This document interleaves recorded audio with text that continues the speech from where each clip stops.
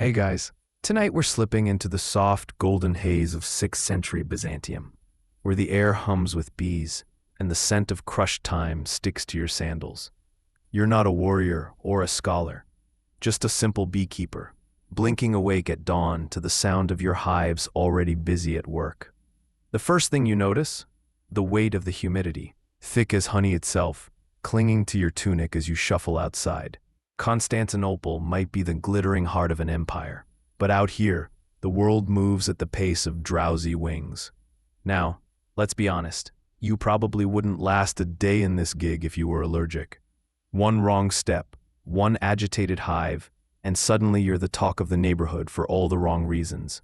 But for now, the bees tolerate you, and that's enough. So before you get comfortable, take a moment to like the video and subscribe, but only if you genuinely enjoy what I do here.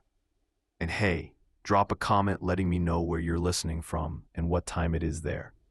Nothing like imagining a scattered audience of fellow history-drowsy souls from Tokyo to Toronto, all drifting into the past together. Now dim the lights, maybe turn on a fan for that soft background hum. And let's ease into tonight's journey together. Your sandals crunch on dry grass as you make your way to the apiary. The hives, cylinders of woven wicker and clay, line the edge of your small plot, each one a miniature kingdom. Byzantium might be famous for its gold mosaics and chariot races, but right now, your world is this. The drowsy vibration under your fingertips as you check the first hive, the flicker of a bee's shadow across your wrist. Historians still argue whether urban beekeeping was common or if most honey came from wild harvests. But you're part of a quiet tradition. City bees fed on palace gardens and church flowers, their honey thicker and sweeter than the stuff from the countryside. Here's a quirky tidbit. Your neighbor swears his bees hum in the key of D when they're happy. You've never confirmed this, but you hum back anyway, just in case. The apiary's hum wraps around you like a second cloak as you kneel beside the oldest hive, the one your grandfather built from river reeds and stubbornness. The sound isn't just noise, it's a language. Too high-pitched means a predator's near, usually those thieving monastery cats. A drowsy, uneven drone could be the autumn dampness creeping into the honeycomb. You press your ear to the warm clay and listen. Today the bees gossip in steady, contented tones. Good. You run a calloused thumb along the hive's edge where the imperial seal is stamped into the clay. These aren't just your bees. Technically they belong to the emperor. Well, the land does, and the bees belong to the land, and you belong to this precarious equation somewhere near the bottom. The penalty for stealing a hive is losing a hand, which seems excessive, until you remember this is the same empire that once executed a man for selling fraudulent silk. A bee lands on your knuckle, antenna twitching. You freeze. She's a worker, dusted with pollen from the bishop's apricot trees, and utterly uninterested in stinging you. Long shift, you murmur. Historians still argue whether Byzantine beekeepers actually talked to their bees, or if that's just romantic nonsense from old agricultural manuals. But you've seen the way old man Leo sings to his hives every Pentecost, and his honey sells for double. Here's something they don't teach in schools. The best smoke to calm bees doesn't come from oak or pine, it's fig leaves. Wrinkled and slow burning, they produce a sweet, narcotic haze that makes the bees too lazy to protest your theft of their hard-earned honey. You'll gather some after lunch. For now, you note which hives need new mud daubing, that winter leak still isn't fixed, and which have suspiciously light activity. The third hive from the end has been sluggish for days. Maybe the queen's gone wandering. Maybe it's the ghost of that disgraced beekeeper who supposedly cursed this plot a century ago. You snort at the thought. Ghosts don't exist. But just in case, you toss a handful of salt over your shoulder anyway. The midday sun bakes the dirt path as you lug 2 clay jars of honey toward the market, their weight making your shoulders ache in that familiar, satisfying way. This isn't just breakfast syrup, this is currency. The first jar, thick and dark as molasses, from the hives near the tannery, will buy you a week's worth of bread. The second, pale and perfumed from the monastery gardens, could barter for a new tunic or even a tin of that Persian saffron the spice merchant hoards like dragon's gold. You pass a group of soldiers gambling with peach pits. One glances at your jars with a look you know too well. Imperial tax collector already took his share. You lie smoothly, shifting the jars to your other hip. It's only half untrue. The palace does demand 1/3 of your harvest each summer. But this is the hidden surplus. The honey tucked beneath floorboards, and inside hollowed-out loaves of bread. The secret every beekeeper keeps. At the market stall, the wine seller eyes your goods like a lovesick poet. "That the lavender batch?" he asks, already reaching. You nod, and he pours you a cup of last year's fig wine without asking. A fair trade. Historians still argue whether honey was truly used as a standardized currency or just an informal barter tool, but right now, watching the wine seller lick spilled gold off his wrist, you don't care about academic debates. Here's a quirk you've learned. Monks will pay double for honey stored in lead containers, something about the metal purifying the flavor. You think it's nonsense, but you keep a lead-lined pot just for their orders. A commotion erupts near the silk stalls. 2 nuns are arguing over a hive that allegedly swarmed onto a relic of Saint Barbara. The bees are blessed, one insists. The other scowls. They're pests. You take a long sip of wine. Some debates never change. The sun hangs low as you prepare the evening's most sacred ritual. Not prayer, not supper, but the careful art of smoking out restless hives. You crumple dried fig leaves into the terracotta smoker, their papery edges catching fire with a scent like caramelized sugar and ancient libraries. It's an Egyptian trick, this fig leaf smoke, stolen from a scroll you once saw in the back room of a disgraced physician's shop. The man claimed bees could be charmed like snakes, and while you're fairly certain he was later exiled for selling love potions to senators' wives, you'll admit his methods work. You approach the hives with slow, exaggerated steps, the way one might approach a sleeping leopard. The bees don't care that you've done this every summer for a decade. They'll sting first and ask questions never.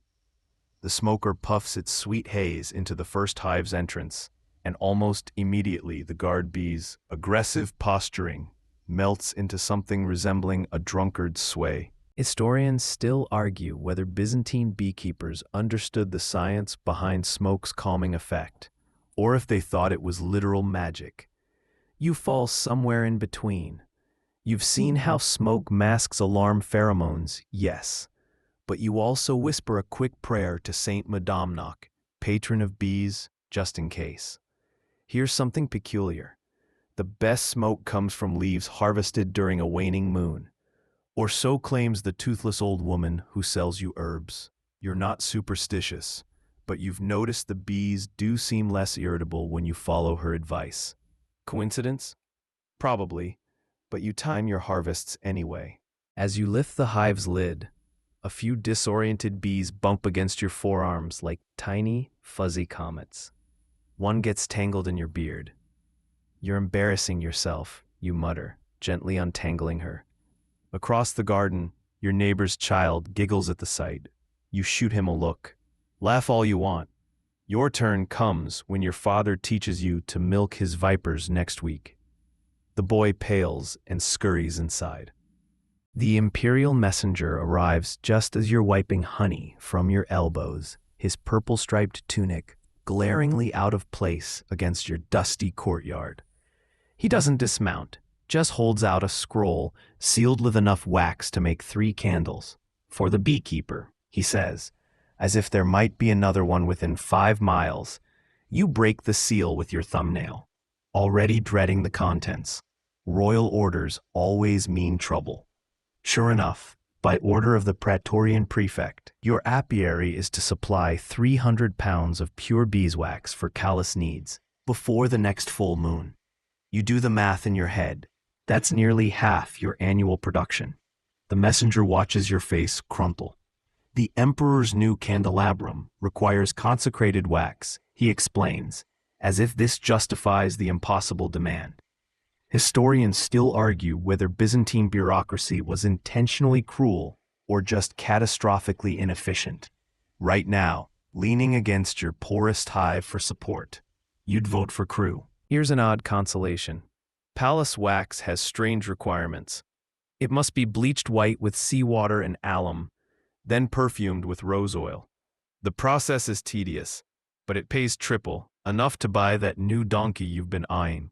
You glance at your hives, already calculating which colonies can handle the strain. The ones near the lavender field might manage, if you feed them extra sugar water. As the messenger rides off, your neighbor Theodotos peeks over the wall. Wax tax, he guesses. You nod. He makes a sympathetic noise, the same one he made when his wife ran off with the Syrian silk merchant. Just be glad they didn't ask for the medicinal honey, he says. Heard they're scraping battle wounds with it down in Antioch. You sigh and reach for your smoker. Time to check on the queen bees. If you're going to meet this quota, you'll need every royal lady in peak egg-laying condition. The mountain path winds like a drowsy serpent as you climb toward Mount Athos, your sandals slipping on sun-warmed stones. You're not usually one for pilgrimages, but when a letter arrives from Brother Methodius, claiming his bees whisper saints' names, curiosity gets the better of you. That and the fact the monastery pays in silver. Methodius greets you at the gate, his beard whiter than bleached wax, his eyes bright with either divine inspiration or too much solitary confinement. Come, he says, gripping your wrist with surprising strength. The choir awaits. You expect chanting monks. Instead, he leads you to a sunlit courtyard where a dozen hives hum in perfect unison. Listen, he insists. You crouch until your ear is inches from a hive entrance. The bees' usual busy murmur rises and falls. But is that? Your breath catches. Between the wing beats, you swear you hear something like Agatha, drawn out in droning syllables. Historians still argue whether Byzantine monks actually trained bees to mimic speech, or if isolation simply made them hear patterns in white noise. You're leaning toward the latter, but when Methodius beams and says they're practicing for the Feast of the Transfiguration, you nod politely. Here's the strangest part. The hives nearest the chapel produce honey that crystallizes in perfect hexagons, while those by the latrines yield a suspiciously runny batch. Methodius claims it's divine favor. You suspect it's the thyme growing near the altar. As you leave, a novice presses a honey cake into your hand. The bees blessed it, he whispers. You take a bite. It's the best thing you've ever tasted, or maybe you're just hungry. The bees drone Agatha at your back all the way down the mountain. The festival of bees begins, as all great traditions do, with someone tripping over a loose cobblestone. You watch from your stall as a lyre player faceplants into a mound of honey cakes, his instrument emitting a mournful twang. The crowd roars with laughter. This apparently counts as an auspicious start to the annual celebration of Aristaeus, patron god of beekeepers. You adjust the garland of dried flowers around your neck. Festival regulations require all beekeepers to wear appropriate floral adornment and continue arranging your honey samples. The judges this year include a spice merchant who can't stop sneezing and a bishop who keeps licking his fingers between tastings. Not exactly the Academy of Athens, but they'll do. Historians still argue whether Aristaeus was ever genuinely worshipped in Byzantium, or if the festival was just an excuse to drink mead in public. Given the way the magistrate's son is already attempting to juggle honey jars while drunk, you suspect the latter. Here's a festival secret. The sacred honeycomb presented to the city's patron saint is actually last year's leftovers, reheated and polished with olive oil. You know this because you prepared it yourself at dawn, while the priest snored against the altar rail.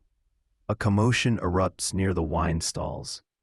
A group of actors dressed as giant bees are chasing the tax collector, their papier-mâché stingers bobbing dangerously. You sigh and take another sip of honeyed wine. Some traditions never change. A physician's shop smells of vinegar and crushed dreams as you hand over a jar of your finest pollen. For the melancholic patient, you ask, watching him weigh the golden powder on brass scales. He nods solemnly, adding a pinch of something that looks suspiciously like dirt. 3 drachms daily, mixed with goat's milk, he intones, as if reciting scripture. You resist the urge to roll your eyes. Every spring, the city's wealthy elite succumb to melancholy, which, as far as you can tell, means they're tired of eating stuffed peacock and demand pollen tonics. Never mind that the stuff tastes like someone swept a dusty attic into a jar. Historians still argue whether Byzantine medicine actually utilized pollen's benefits or if it was just expensive placebo.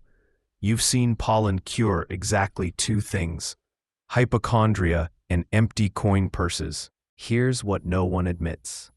The best pollen comes from hives near the brothels, where bees feast on rouge-colored flowers. You call it courtesan's gold and charge accordingly.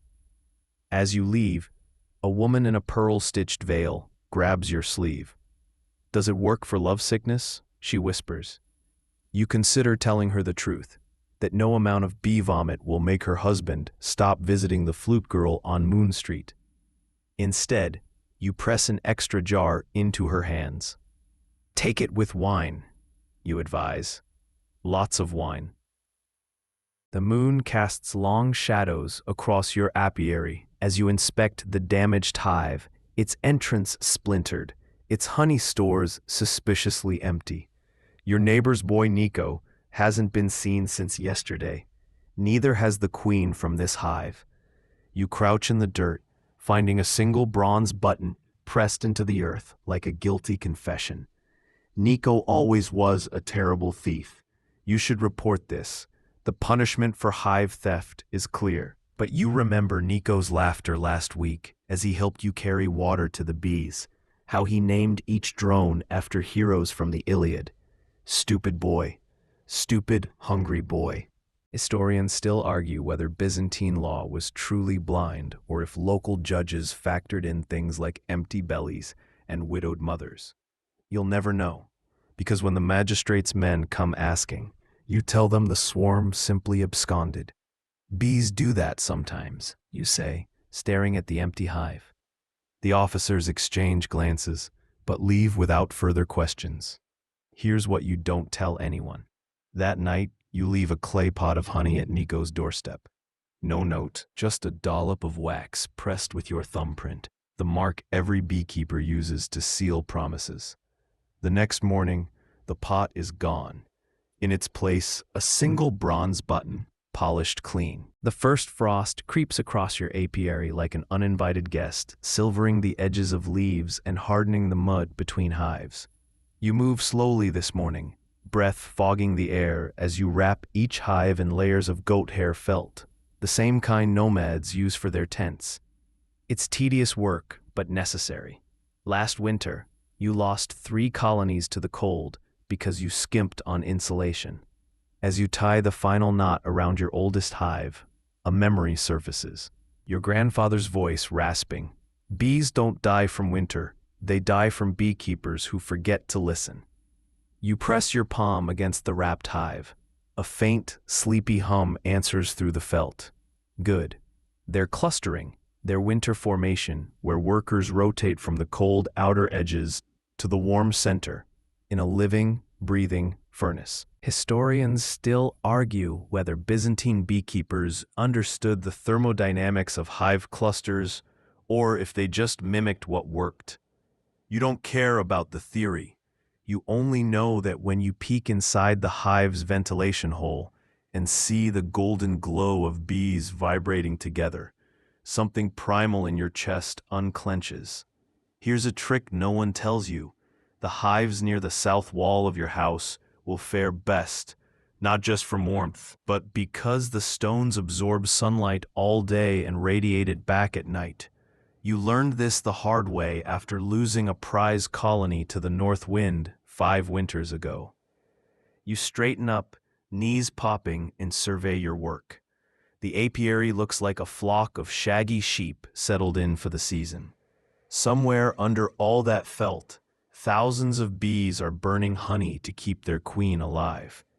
You take a swig of honey wine from your flask, half to ward off the chill, half in salute. Don't eat all your stores before February, you mutter to the hives.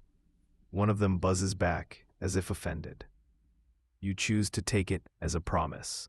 The imperial summons arrives on a scrap of parchment so fine you can see the shadow of your fingers through it. Theodora herself, yes, that Theodora, the empress who allegedly turned a bear into a Christian, requires 6 amphora of rose-infused honey for her bathwater by week's end. You stare at the note until the words blur. 6 amphora? That's every drop of your spring harvest. You spend the next 3 days in a haze of petals and bee stings. Rose honey isn't complicated, just tedious. Layer blossoms and honey, wait, strain, repeat. But the empress wants only the palest pink petals from the first bloom, and only those harvested at dawn when the dew still clings to them like diamond chips. Your fingers ache from plucking thorns, your nose has gone numb from the perfume, and you're fairly certain you've swallowed at least 3 bees who mistook your mouth for a particularly fleshy flower. Historians still argue whether Theodora's famed rose baths were medicinal, cosmetic, or just an extravagant power play. Watching the palace eunuchs carry your honey away in gilded jars, you suspect all 3. Here's the secret they'll never record. The last jar you filled isn't rose at all. Just plain honey tinted with a few crushed petals. The empress will never know the difference, and you'll keep enough back to pay your taxes. Call it a beekeeper's tithe. As the sun sets, you collapse onto your stool. A single bee crawls across the empty work table. You let her lick the last sticky drops from your fingernails. Tell the others we survived, you murmur. She buzzes once and flies off toward the hives. Whether to deliver your message or just escape your terrible poetry, you'll never know. The soothsayer's tent reeks of myrrh and bad decisions as you place your copper coin on the stained tablecloth. Read the bees, you demand, more out of curiosity than belief. The old crone, who may or may not actually be Egyptian like she claims, smiles with too many teeth and pulls out a bronze bowl filled with dead bees. Pick 3, she croons. You resist the urge to gag as your fingers brush cold, brittle wings. The bees, you know, are warm and vibrating with life. These are just husks. Still, you select 3 at random and drop them into her outstretched palm. She arranges them in a triangle, squints, then gasps dramatically. A swarm circles your future, she declares. Beware a woman in purple. You barely suppress a snort. In Constantinople, everyone wears purple. It's the imperial dye monopoly's fault. The soothsayer glares, clearly offended by your lack of awe. She grabs your wrist and flips your palm upward. I see a journey across water and bees, many bees. Historians still argue whether Byzantine divination was pure theater, or if some practitioners genuinely believed their craft. Watching this woman squint at your calluses like they're mystical roadmaps, you're leaning toward theater. Here's what's actually useful.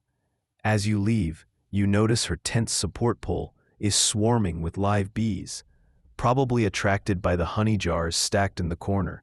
You nod to them like old friends. Their hum sounds suspiciously like laughter. Back home, you find your daughter elbow deep in a hive, no veil or gloves. They told me you'd be here, she says cryptically. You don't ask who they are. Some things are better left to the bees. The night air smells like burning sugar as you follow the glow to the candlemaker's quarter. A workshop has caught fire.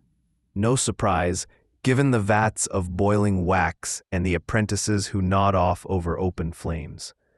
You arrive just as the roof collapses in a shower of sparks, sending up a plume of fragrant smoke that makes the whole city smell like a giant birthday cake. Bystanders cough and cover their faces, but you breathe deep. There's something almost sacred in this scent, beeswax melting back into the air, carrying with it 1,000 prayers from the candles it once formed. A priest nearby makes the sign of the cross, murmuring about divine judgment. You elbow past him to help haul water. Historians still argue whether the Byzantines understood combustion or just blamed everything on God's will. Watching an elderly candlemaker weep into his beard as his life's work goes up in flames, you decide some questions don't need answers. Here's what no one expects. By dawn, your hives are busier than you've ever seen them. The fire's heat has tricked the bees into thinking spring arrived early. They surge from their entrances in confused golden clouds, returning with pollen from winter-blooming jasmine that shouldn't exist this far north. You'll never admit it, but you pocket a handful of the strange purple pollen. Maybe the soothsayer was onto something after all. As the embers cool, a child tugs your sleeve. "Is this what heaven smells like?" she asks. You pat her head, leaving a sticky fingerprint in her hair. "Only if heaven's run by bees, kid." The will is written on parchment so old it crackles like dry honeycomb when unrolled. Your mentor, old Kyrillos, left you everything: his hives, his secret pollen blends, even the copper smoker shaped like a griffin. The inheritance should fill you with pride. Instead, your stomach sinks as you reach the final line: a debt of 12 numismata to the Imperial Silk Guild. 12 gold coins, nearly 2 years' worth of honey sales. You stare at the document until the ink blurs. Kyrillos never mentioned debts. Then again, he also never explained why he kept jars of Macedonian wildflower honey labeled "for the bad winter," though you'd guessed. The guild representative arrives at noon, his silk shoes tracking mud across your floor. The late beekeeper pledged his apiary as collateral, he says, tapping the contract with a ringed finger. You scan the shaky signature, definitely Kyrillos's hand, though the date is from his last fever season. The guild always pounces when beekeepers get sick. Historians still argue whether Byzantine debt practices were ruthless or merely pragmatic. As the silk merchant eyes your best hives, you know which side you'd argue. Here's how you'll survive. The apiary pledged was Kyrillos's failing western plot, not these thriving city hives. But technicality, but guild lawyers love those. You hand over the keys to the rotting wooden hives near the tannery, where the bees left years ago, and pray they don't inspect too closely. At dusk, you place a jar of honey at Kyrillos's grave. "You old cheat," you murmur.